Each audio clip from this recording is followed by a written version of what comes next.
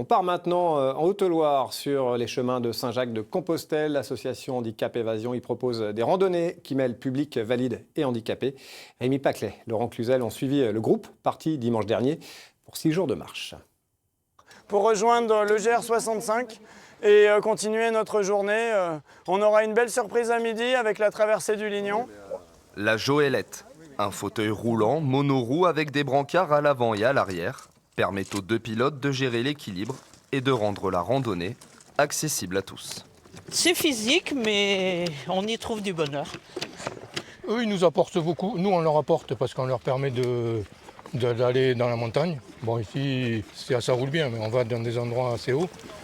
Et eux, ils nous apportent beaucoup parce que ça nous permet de relativiser. Des fois, on se crée des problèmes.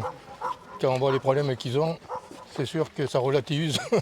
Après avoir passé la Via Fluva, à l'entrée du bois, on se fera la petite pause qu'on appelle pause graine. À raison d'une dizaine de kilomètres parcourus chaque jour, une cohésion de groupe se crée inévitablement entre chansons,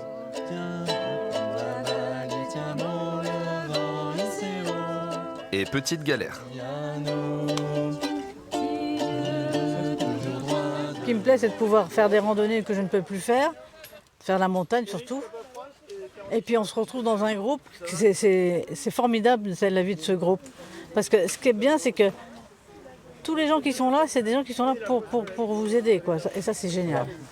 On va rattraper les autres. C'est un moment qui est attendu sur l'année entière. On a des participants qui s'inscrivent chaque année. Il y en a, ça fait 20 ans qui participent à l'assaut. On va fêter les 40 ans dans 2 ans.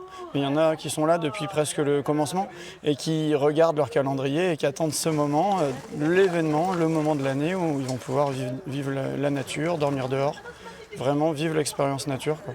Et ça, c'est ce qu'on est trop content de pouvoir partager. Après une semaine à arpenter les sentiers de la Haute-Loire, le groupe terminera sa randonnée ce samedi avec une arrivée prévue au Puy-en-Velay.